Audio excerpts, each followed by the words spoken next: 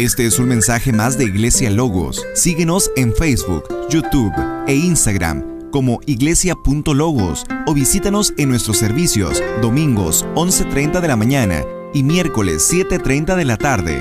Estamos en Avenida Sanders y Eje Vial Juan Gabriel, en Ciudad Juárez, Chihuahua. Iglesia Logos, creados para alabanza de su gloria. El tema es firmes en la fe. Al leer la carta de Pablo a los colosenses, vemos que uno de los propósitos principales de esta carta, de esta epístola, era el de advertir a estos hermanos las falsas enseñanzas que estaban empezando precisamente en la congregación. Siempre ese fue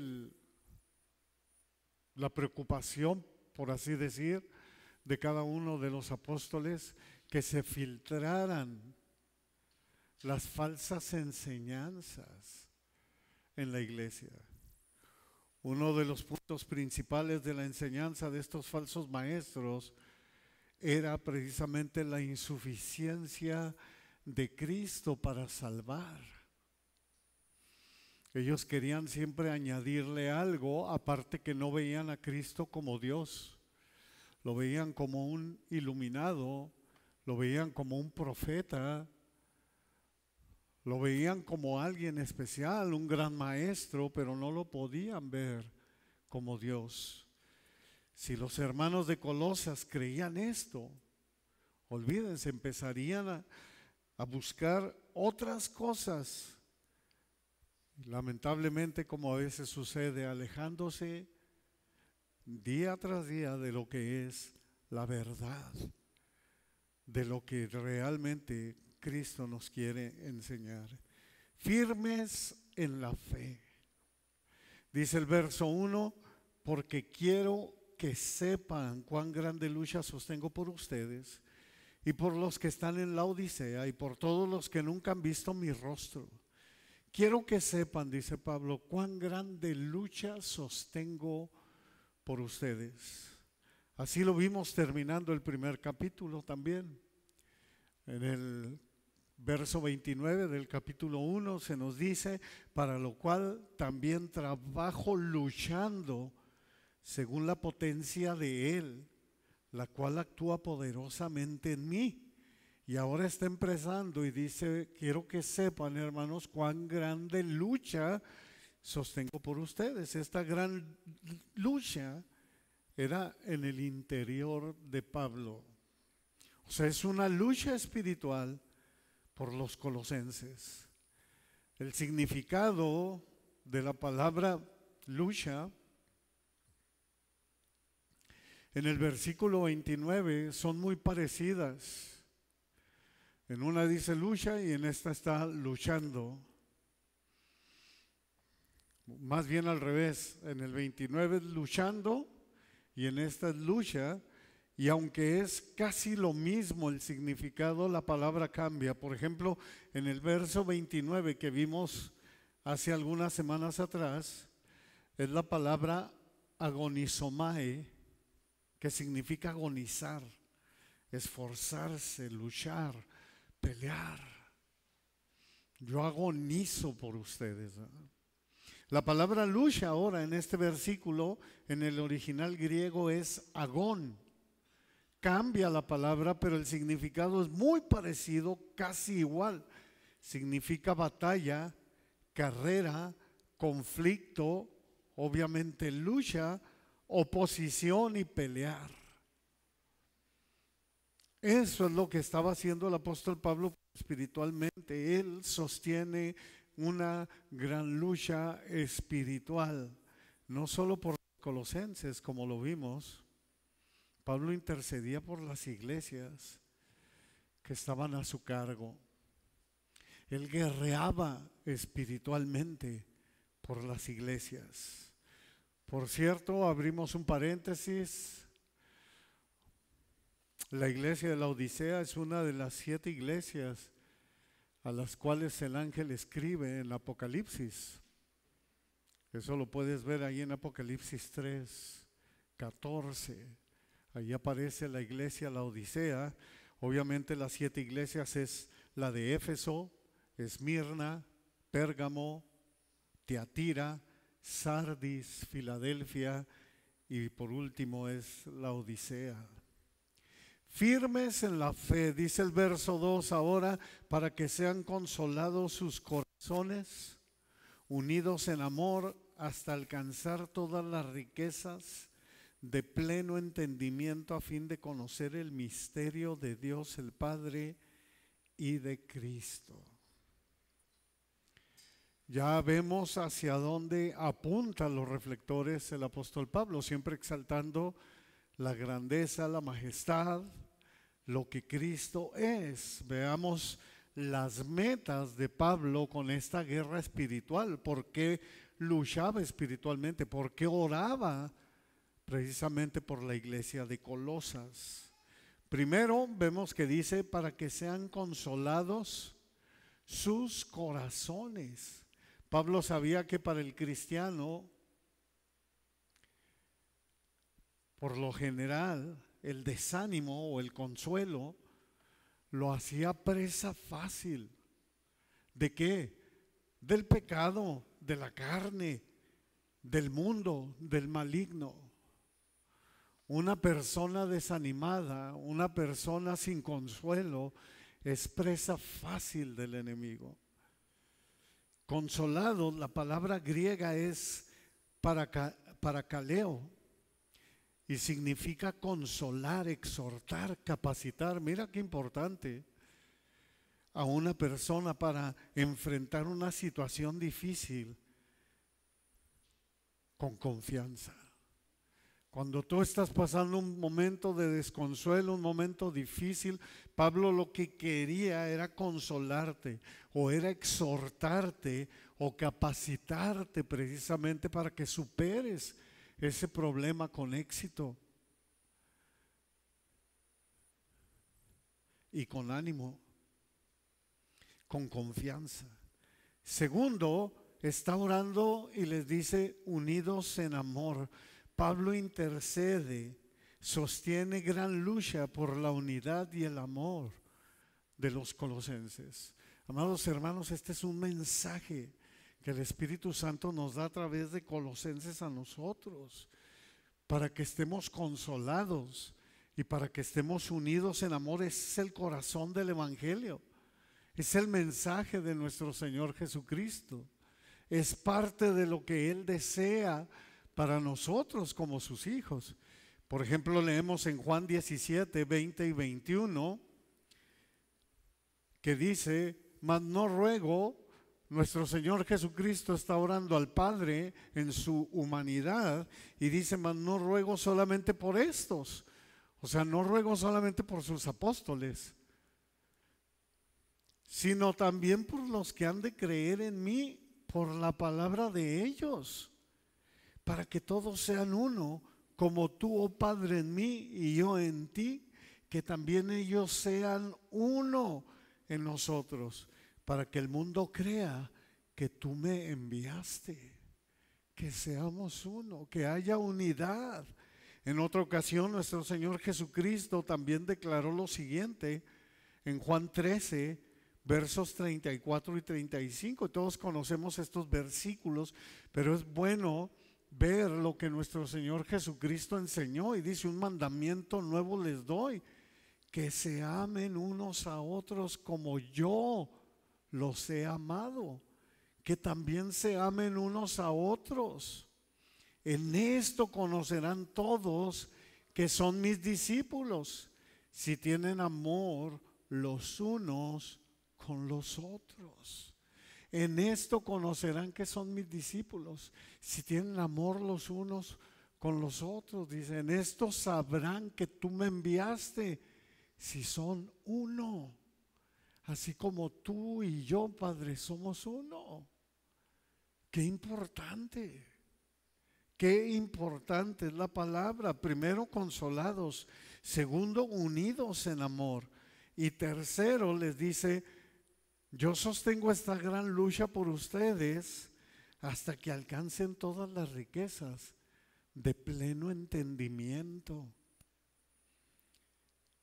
Obviamente Pablo sabe que los colosenses están siendo engañados y están siendo bombardeados con algo que no es la palabra de Dios. Pablo quería que llegaran al pleno entendimiento y conocimiento de la verdad que está en Dios, que está en Cristo Jesús nuestro Señor.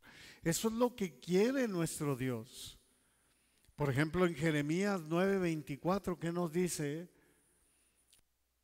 Mas alábese en esto el que se hubiera de alabar, o el que se tenga que alabar, en entenderme y conocerme, que yo soy Yahvé, que hago misericordia, juicio, justicia en la tierra, porque estas cosas quiero, dice Yahvé.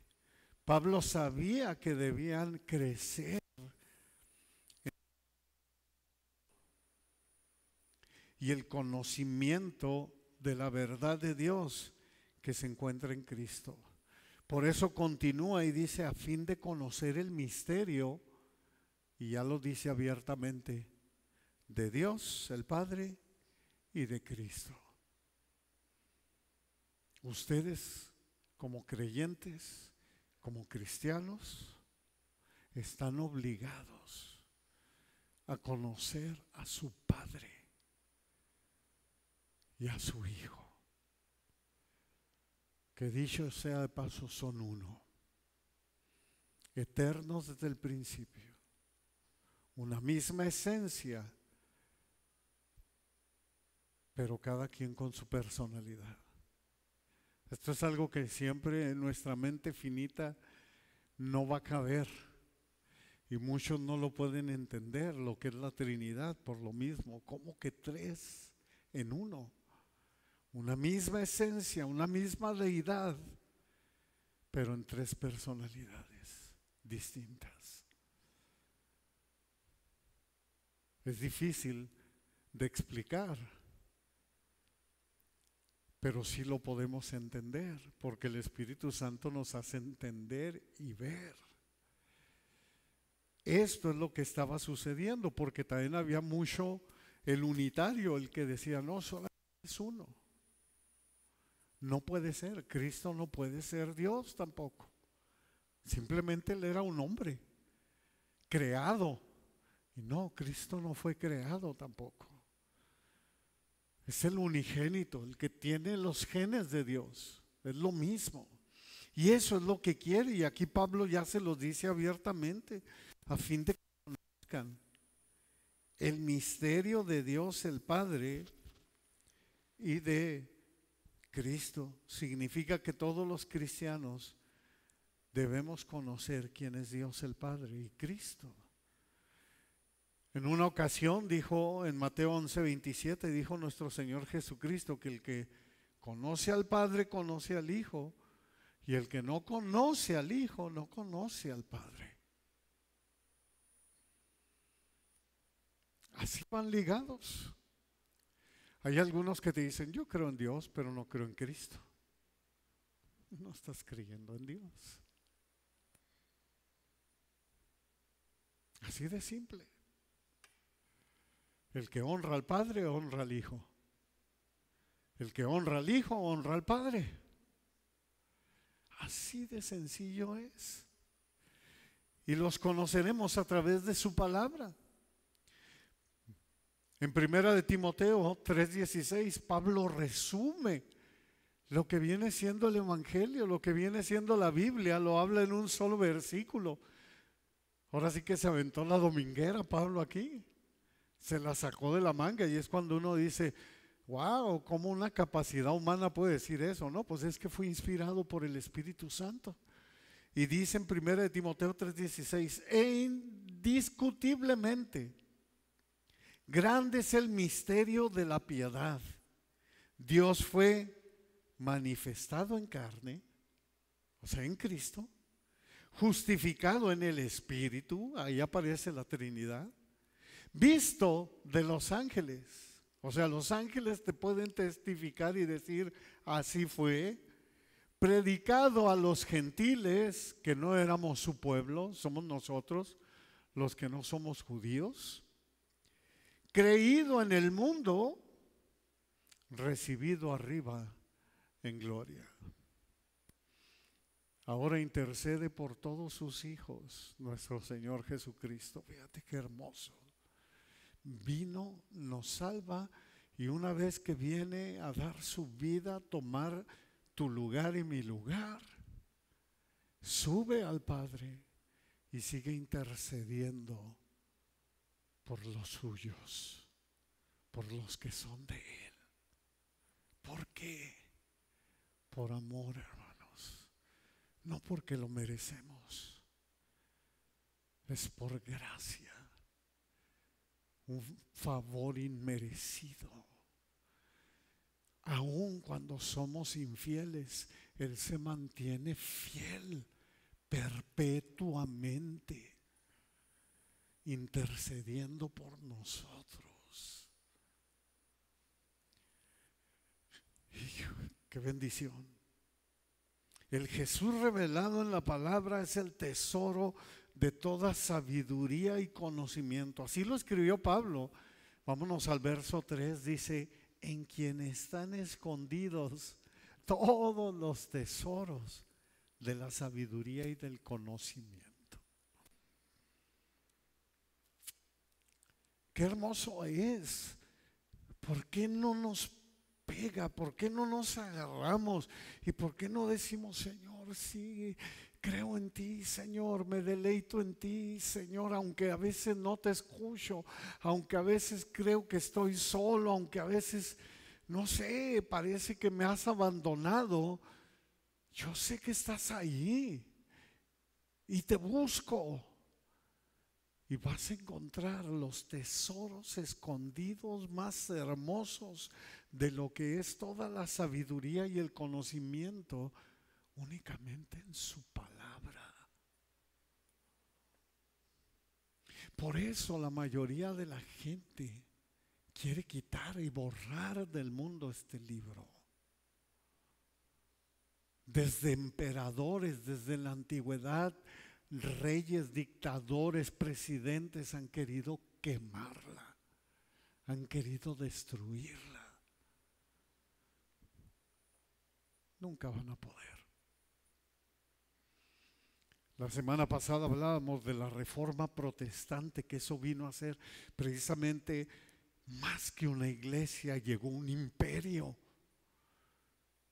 que lo primero que hizo fue quitar la palabra. Por más de 1000 y tantos de años, que la gente no lea la palabra. Cuando estos reformadores empiezan a meter y a estudiar en el original, y empiezan a decir: no, esto no es nomás para nosotros, esto es para el pueblo. Dios usando las piezas precisamente para mover. ¿Quieres estar firme en tu fe? Pablo escribió: ustedes encontrarán todos los tesoros de la sabiduría y el conocimiento únicamente a través de Cristo Jesús. Cuando Pablo dijo que esta sabiduría está escondida en Cristo, Pablo utilizó la antigua palabra griega apócrifos, que significa secreto, atesorado, escondido. Al decir escondido no significa que estén ocultos, que nunca los vas a hallar, no, sino que están guardados y almacenados en su bendita palabra. Por eso lo importante de leerla día tras día, empaparte, conocer más de Dios, más de Cristo, más de su Espíritu, más de todo lo que Él hace por nosotros. Y terminarás enamorándote de Él y diciendo: ¿quién soy yo para que me ames? Cuando miro los cielos y las estrellas, el firmamento y todo lo que tú has creado, digo: ¿quién es el hombre para que tengas de él memoria? Para que lo visites. ¿Quiénes somos? Merecíamos el infierno. La paga del pecado es muerte. Mas la dádiva de Dios, el regalo de Dios en Cristo Jesús es vida nueva, es vida eterna. Y Él te lo otorga y te dice, ahí está, consumado es, mi Hijo lo pagó. Debemos creerlo, hermanos. Así que Pablo los motiva a que deben buscar los tesoros de la sabiduría y del conocimiento en la palabra. Sumamente interesante, es como las parábolas del tesoro escondido y la perla de gran precio que dijo nuestro Señor Jesucristo cuando estuvo aquí con nosotros en la tierra. Mateo 13, 44, 46 dice además: el reino de los cielos es semejante a un tesoro escondido en un campo.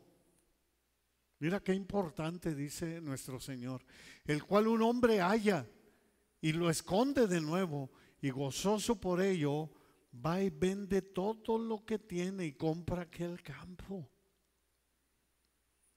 Y luego dice, también el reino de los cielos es semejante a un mercader que buscando buenas perlas, que habiendo hallado una perla preciosa, fue y vendió todo lo que tenía y la compró. Dejó todo. Lo que nos está diciendo esta parábola, dejaron todo por Cristo. Su enfoque fue Cristo. Cristo es todo para mí. Él me salvó. Ahora yo soy de Él y viviré para Él. En mi trabajo, en mi casa, con mis papás, con mis hermanos, con mis tíos, con mis primos, con mi esposa, con mis hijos. En el vecindario, en el barrio, como quieras llamarlo, en el fraccionamiento. Yo viviré para Él. Y hablaré de Él, lo que Él ha hecho conmigo. Y que me espera una vida eterna. Por eso Pablo decía, para mí el vivir es Cristo. Y morir, pues algo ganando. Es ganancia. Solo a través de la palabra podemos encontrar a Jesús. Y podemos admirar su belleza. Firmes, hermanos, en la fe. Verso 4. Y esto lo digo para que nadie los engañe con palabras que persuaden, persuasivas. Aquí Pablo usa una seria advertencia. Aquellos que les dijeron a los colosenses que encontrarían sabiduría y conocimiento aparte de Jesús, fueron muy convincentes, muy persuasivos para engañar, para envenenar a los colosenses con su falsa doctrina. Pablo vio el peligro y les advirtió para que nadie los engañe. Puede sonar simple, pero los engañadores engañan.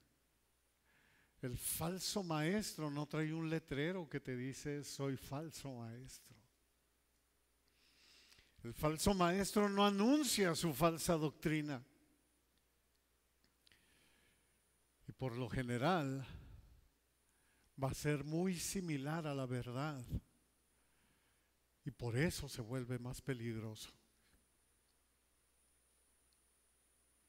Se camuflajea, tuerce la verdad, tergiversa la verdad. Ese es el problema. Por eso en Mateo 23:15, mira lo que les dice nuestro Señor Jesucristo, precisamente a los religiosos de su tiempo, a los fariseos que torcían la verdad. Y se lo llegó a decir varias veces. Ustedes tuercen la verdad de Dios por su mandamiento o por su tradición. Y les dice: ay de ustedes, escribas y fariseos hipócritas, porque recorren mar y tierra para ser un prosélito, para ser un discípulo. Y mira el peligro, y una vez hecho, le hacen 2 veces más hijo del infierno que ustedes. Si hay alguien que habló sumamente duro, fue nuestro Señor Jesucristo. Claro está que Él tiene toda la autoridad para hacerlo. Y esto es lo que está aconteciendo. Así que cuidado con los falsos maestros, nos dice. Aún la misma palabra de Dios hoy a nosotros, ahorita ya en la tarde, ya para dar la 1 de la tarde, nos dice: cuídense de los falsos maestros. Firmes en la fe, verso 5. Porque aunque estoy ausente de cuerpo, no obstante en espíritu estoy con ustedes, gozándome y mirando su buen orden y la firmeza de su fe en Cristo Jesús. Aunque estoy ausente en cuerpo, no obstante en espíritu estoy con ustedes. Recordemos que Pablo estaba preso y es por eso que no puede estar con ellos. Pablo está escribiendo desde Roma a los colosenses. La única manera de sentir que estaba presente era a través de la oración, como lo vimos hace rato en los primeros versículos de este capítulo 2. Era a través de la intercesión, de la oración, luchando por ellos. A eso se refiere con espiritualmente presente. Por eso desde el primer capítulo les escribió: siempre orando por ustedes. Capítulo 1, verso 3. Aquí Pablo nos habla de lo importante, hermanos, que es interceder, que es orar por nuestros amados hermanos o por aquellos que amamos. Debemos de orar por nuestros papás, debemos orar por nuestros hermanos, por nuestros hijos, por nuestro cónyuge. Señor, sálvalo, sálvalo, muéstrate a Él. Alcánzalo, intercede, lucha, agoniza. Como usa la palabra aquí Pablo, pelea la buena batalla, echa mano de la vida eterna y ora por aquellos que amas e intercede también por tus amados hermanos de la iglesia. Aquí Pablo nos habla de lo importante que es interceder, lo importante que es la oración. Colosenses 1, 9 y 10, en el capítulo 1 leímos: por lo cual también nosotros desde el día que lo oímos, o sea, desde el día que oímos lo que estaba sucediendo con ustedes, no cesamos de orar por ustedes, les dice Pablo, y de pedir que sean llenos del conocimiento de su voluntad en toda sabiduría e inteligencia espiritual. Si te fijas, va de la mano a lo que está diciendo aquí en este capítulo 2, para que anden como es digno del Señor, agradándole en todo, llevando fruto en toda buena obra y creciendo en el conocimiento de Dios. La oración fortalece la fe de los cristianos. Oremos unos por otros, gozándome y mirando su buen orden. Continuando con la idea de la oración, de la intercesión, Pablo veía una iglesia de Colosas bajo un grave peligro de la falsa enseñanza, pero todavía mantenía buen orden y, mejor aún, mostraban firmeza de su fe en Cristo. Según la cultura, Pablo se encarga de los colosenses, obviamente, y les está hablando 2 palabras de la milicia, porque se cree que Pablo conocía de la guerra, conocía de la milicia: orden y firmeza. Pablo ve la situación de los colosenses como la de un ejército bajo ataque y afirma que sus líneas continúan sin romperse, con orden y firmeza, con una disciplina intacta y con una fe firme, fuerte. Qué maravilla, qué bendición. Firmes en la fe. Verso 6, por tanto, de la manera que han recibido al Señor Jesucristo, anden en Él. Prácticamente no se me vayan a dormir en sus laureles, les está diciendo Pablo. Aunque sé que se han mantenido firmes y que de una u otra manera ahí están también. Les dice, bueno, de la manera que han recibido a Cristo, no dejen de andar en Él. No dejen de ser como Él. Él es nuestro modelo a seguir. ¿Quién? Cristo. Por eso Pablo, en 2 o en 3 ocasiones te vas a encontrar, en 3 ocasiones ves que en la Biblia dice, sean imitadores de mí, así como yo de Cristo. Esta es una regla maravillosa para la vida del cristiano. No podemos perfeccionar, hermanos, en la carne lo que ha nacido del Espíritu, lo que ha empezado del Espíritu. En Juan 3:6 dice nuestro Señor Jesucristo, lo que es nacido de la carne, carne es, y lo que es nacido del Espíritu, Espíritu es. Pablo entiende desde el principio lo que esto significa. Entiende esto que nuestro Señor Jesucristo está diciendo. Y en Gálatas 5:16 y 17 dice, digo pues, anden en el Espíritu y no satisfagan los deseos de la carne. Porque el deseo de la carne es contra el Espíritu. Y el del Espíritu, ahora si te fijas, Espíritu viene con mayúscula, está hablando del Espíritu Santo. Y el del Espíritu es contra la carne. Y estos se oponen entre sí para que no hagan lo que quieran. No alimentes, no satisfagas la carne. Alimenta tu espíritu. ¿Cómo? A través de la lectura de la palabra, a través de los tesoros escondidos, del conocimiento y del entendimiento, que es lo que está hablando Pablo. Por eso la enseñanza, de la manera que han recibido al Señor Jesucristo, anden en Él. La orden es para el diario vivir. Así también lo escribió el apóstol Juan. Primera de Juan 2:6. El que dice que permanece en Él debe andar como Él anduvo. Punto, se acabó. Debemos andar como nuestro Señor Jesucristo, como cristianos. Estamos obligados, hermanos. Debemos de ser imitadores lo más que podamos de Cristo. Lo más que podamos, porque lamentablemente estamos en un cuerpo de carne pecaminoso. Pero lo más que podamos parecernos a Cristo es como debemos andar. El hombre santo es aquel que ha recibido a Jesús y quiere ser como Él. Ese es el hombre santo al que la palabra se refiere.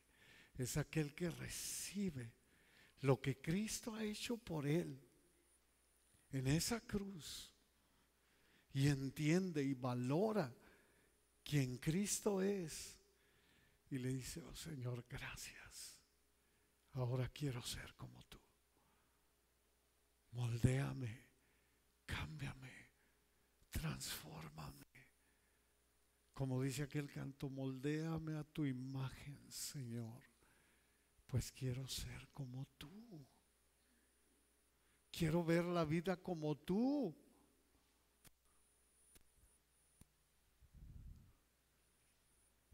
Quiero andar como tú anduviste.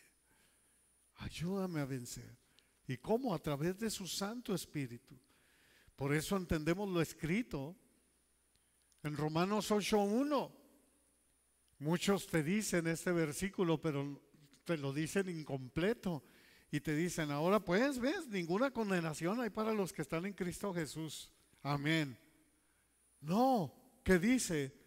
Los que no andan conforme a la carne, sino conforme al Espíritu. Ahí ya terminó el versículo. Ese es el mensaje de la manera que han recibido al Señor Jesucristo. Anden en Él, firmes en la fe, amados, firmes. Verso 7, arraigados y sobreedificados en Él y confirmados en la fe, así como han sido enseñados, abundando en acciones de gracia. Vaya qué versículo. Pablo usó una curiosa combinación de metáforas. Arraigados significa estar firmemente plantado en Cristo. Recordemos que el Señor nos ha plantado en Él, nos ha trasladado de las tinieblas a la luz, nos ha trasladado del reino de las tinieblas al reino de su Hijo. Ahí nos ha plantado. Cristo ha sido trasplantado por Dios en nosotros.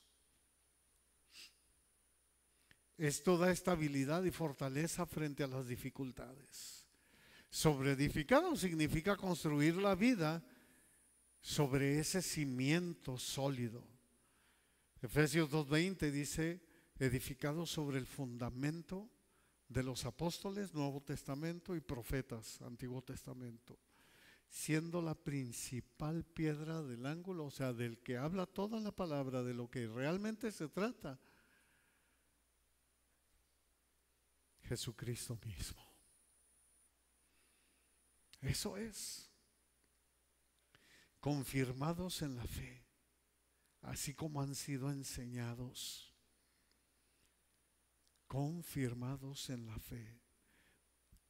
Porque sin fe es imposible agradar a Dios. Hebreos 11:6. Por ejemplo, en la iglesia del primer siglo leemos que eran exhortados a que con propósito de corazón permanecieran fieles al Señor. Hechos 11:23. O sea que permanecieran firmes en la fe. Luego leemos que confirmados los ánimos de los discípulos, exhortándoles a que permanecieran en la fe. Hechos 14:22. También leímos aquí mismo en Colosenses 1:23, en el primer capítulo, en el verso 23 dice, si en verdad permanecen fundados y firmes en la fe y sin moverse de la esperanza del evangelio que han oído. Y Pablo va más allá con la iglesia de Corinto y les dice, y el Espíritu Santo nos dice a nosotros, hey, examínense a ustedes mismos si están en la fe, pruébense a ustedes mismos. Segunda de Corintios 13:5. Examínense. Qué importante es que sepan que están en la fe, que permanecen firmes en la fe, porque permanecer en la fe quiere decir que estás permaneciendo en Cristo. Quiere decir que andas como Cristo anduvo. Quiere decir que eres una persona que busca parecerte lo más que puedas a Cristo. Y así lo dice nuestro Señor Jesucristo en Juan 15:4-7. Si eres rápido para buscar en tu Biblia, puedes ir al Evangelio de Juan 15:4-7. Si las letras están en rojo ahí en tu Biblia, son palabras de Jesús. Y dice, permanezcan en mí y yo en ustedes.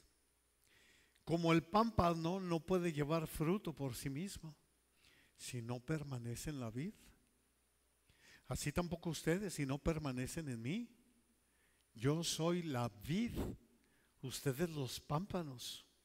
El que permanece en mí y yo en él, este lleva mucho fruto, porque separado de mí nada pueden hacer. El que en mí no permanece será echado fuera como pámpano y se secará, y los recogen y los echan en el fuego y arden. Si permaneces en mí y mis palabras permanecen en ustedes, pidan lo que quieran y les será hecho. Permanezcamos en Cristo, permanezcamos en la fe, firmes en la fe. Luego añadió el apóstol Pablo, abundando en acciones de gracia. Este es el resultado de estar firmes en la fe, hermanos. De permanecer en Cristo, de estar arraigado y sobreedificado en Cristo. Es un corazón lleno de gratitud por todo lo que Cristo ha hecho en ti. Por eso, con esto termino. Primera de Tesalonicenses 5, 16 al 18 nos dice lo que es la voluntad de Dios para nosotros. Y dice así, Primera de Tesalonicenses 5, 16 al 18. Estén siempre gozosos, oren sin cesar, platiquen conmigo. Siempre nos está diciendo el Señor, den gracias en todo, porque esta es la voluntad de Dios para con ustedes en Cristo Jesús. Amén. Firmes en la fe.